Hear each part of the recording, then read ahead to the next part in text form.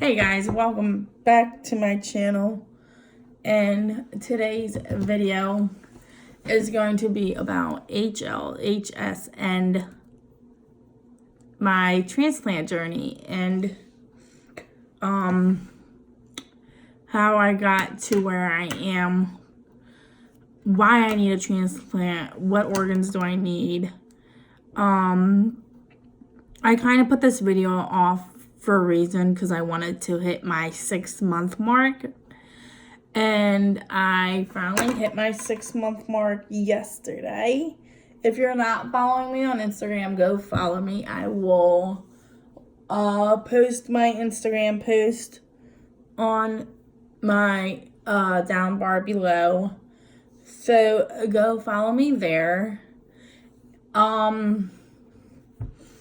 I am, for those that are like brand new to my channel or so on, I am 28 years old with HLHS.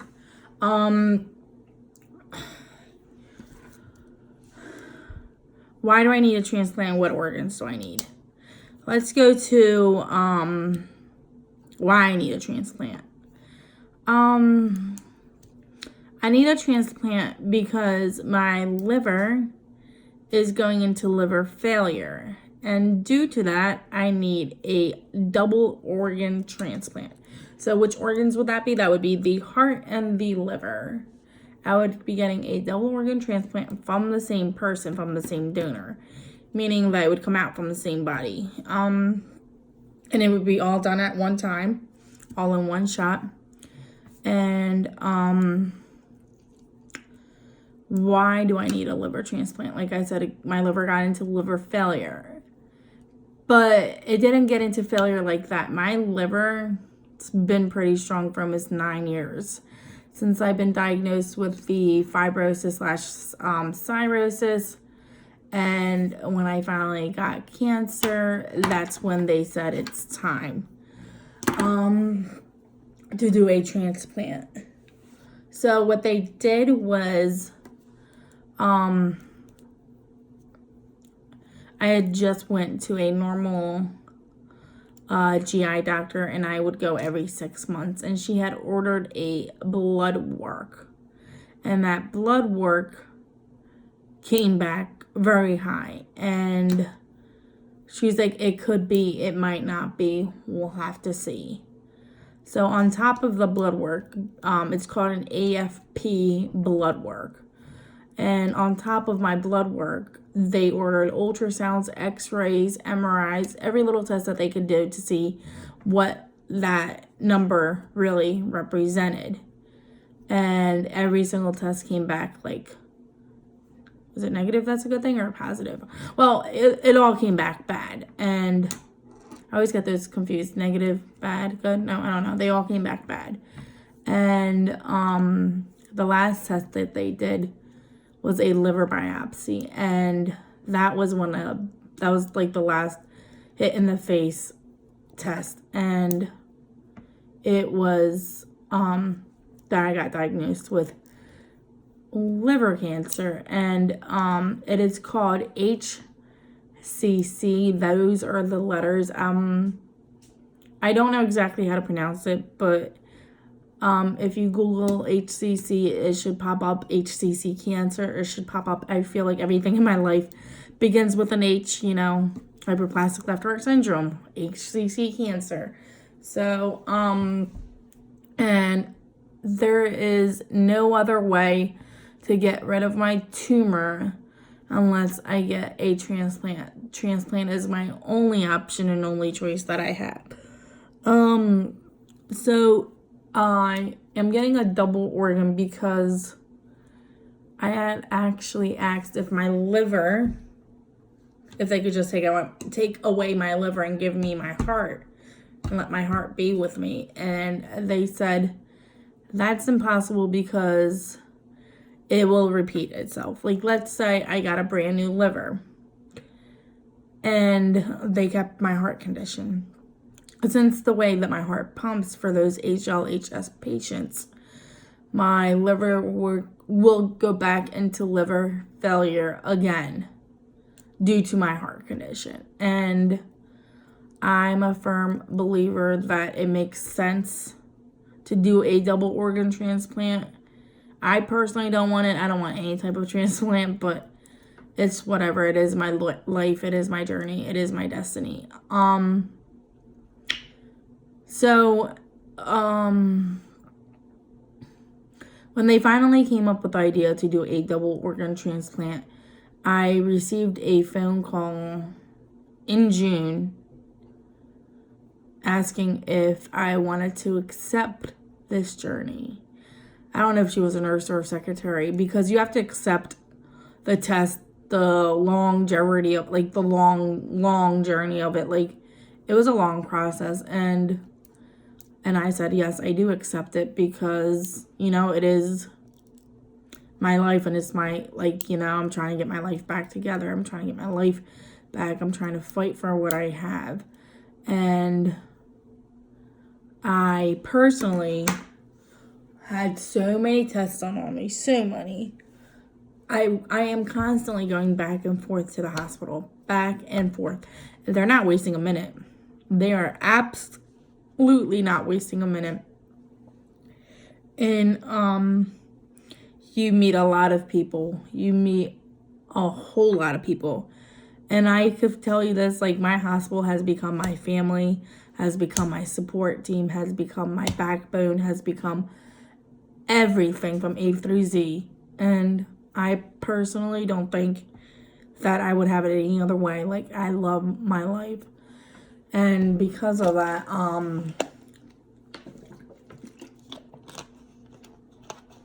what kind of tests do they do for transplant recipients? They do blood work. Every single time that I go see the transplant team, I get blood work done. I see the liver team every 3 months. I'm going to see the same doctor that I'm seeing now after my transplant, but now I'm seeing my regular congenital heart cardiologist, and I'm actually seeing a transplant team, and there are a bunch of them. I see, in the beginning, I saw a nurse practitioner, social worker, a pharmacy doctor,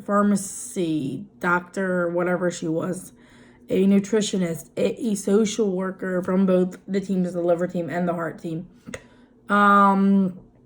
They ask me so many questions. Their questions are like a dictionary. Like, their questions are unstoppable. Like, they just keep on coming. And I have to get cardiac catheterization every 9 months until I get my transplant. And then I have to get I only got one liver biopsy, and that was last May. Last May. And that's when they diagnosed me with the cancer in my liver. And ever since then, they have been on top of me, getting me doing all these tests and stuff. And if you're a female, you will get tested for pap smears. You will be tested for anything in that woman area. Like, I got my legs checked. Not that I'm a woman, but not that I'm a woman. I am a woman, but I got my blood vessels checked in my legs. I got ultrasounds on my legs all the way down to my ankles. I got ultrasounds of my heart, liver, my whole anatomy on my body. Blood work after blood work, MRIs, CAT scans, you name it, x-rays. I've gotten them all. Did I get any x-rays done? I'm trying to think. Maybe not x-rays. No, I have not gotten an x-ray for the transplant teams. And I could tell you this, the heart transplant team asks for different tests, and the liver team asks for completely different tests. Unless it's like a certain blood work that they both want, then, I don't have to get it from both teams. They could just get it from that one team that they got it from. And all the doctors work together. They're all on the same team. Like, the heart has contact with the liver has contact then with the heart. And I know this for a fact, like, God forbid something happens where I have to go into the ER and I'm still on the transplant list, I will be pulled into that ER right away just because of my status on the transplant list. Thank God I haven't. My life completely changed. My outlook completely changed in this whole journey the way I look at life, the way I react to things now has completely changed. My liver is doing great. Like, I have no pains. I have no symptoms. My heart's doing fine. Yes, I get tired. Yes, I hate going upstairs. Yes, I hate going up inclines. Yes, I hate every single thing that I just named. But I wouldn't change my life for the world. And I think a lot of people know that. If you really know who I am, you know that I love my life and I wouldn't change it for a world.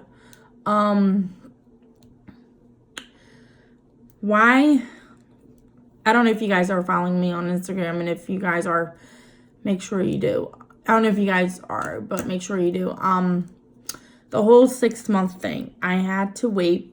I don't know if it's by law, but I don't know if it's like UNOS's law or what, but I had to wait 6 months because I'm a liver transplant recipient, and then I get, apparently, I don't know, I get moved up a little bit on the list. I could be where I'm at right now. Like, you know, I love my life. That's that. And,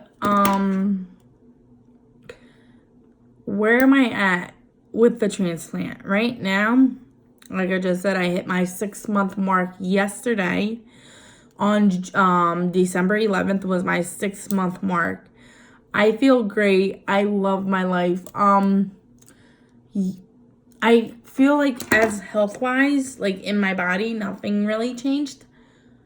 In me, like I still feel the same person that I was prior to everything. Yes, I mean, I get tired, I get exhausted, I get out of breath, shortness of breath, like I get all those. Like I get all those. But those were like symptoms prior to my liver issue. Prior to my cancer in my liver. You know, I had all those symptoms prior to it. But I also know this for a fact that a lot of people who have liver problems don't really, or liver problems. At least I don't have any symptoms. I don't know if anybody that you know that has a liver problem, that has liver cancer, that has symptoms. And I know this for a fact because my transplant doctor said this. There's a lot of things that get involved in the or when you're getting a transplant. The most important things are your blood type, your size, and your condition. Those 3 things that I just mentioned are very important when you're a recipient in a transplant. Your blood type, your size, and your condition all matters. All matters. For people who have hyperplastic left heart syndrome, I will say this over and over again. Not all HLHS patients, people have the same symptoms. It's just proven fact. I don't know anybody personally that has hyperplastic left heart syndrome and has a liver condition. I don't know one person, like in my condition, in my case, it's my liver that gave up. It is my liver that gave up. My heart is a very strong organ, and my transplant doctor, or my nurse practitioner said this too. She said, your heart's I was like, my heart's a very strong organ. And she's like, yes, it is, Sibel. Yes, it is. And it's not my liver. And it's actually the way my body reacted was the opposite. Normally, it's the heart giving up first and then the liver. But for me, it was the liver and then the heart. Listen, my heart's still doing what it's supposed to do. Thank God, you know, I'm blessed. It's still working. It's still pumping, giving me air to breathe, like everything. Like it's perfect.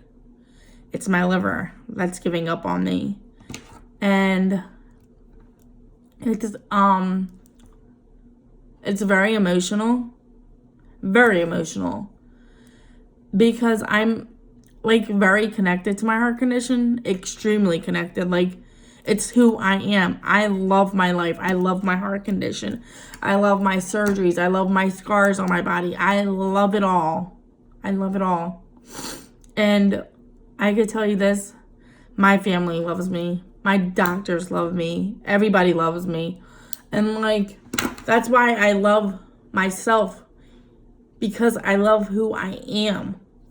And that's what I want you HLHS patients to do too. You got to love yourself first before you love anybody around you. Because if you don't love yourself, you're not going to love anything around you. If you have any questions, comments, or anything, leave them down below. I am willing to answer them. I know I'm starting to get a lot of like requests on Instagram. I am glad that parents are coming out, asking me, don't be afraid, you know. Make sure to love yourself and just pray. Pray not just for me, but pray for anybody and anywhere that are struggling out there in the real world, because it's tough out there. It is very tough. Until next time, guys, I'll see you guys in my next video. Love you. Bye.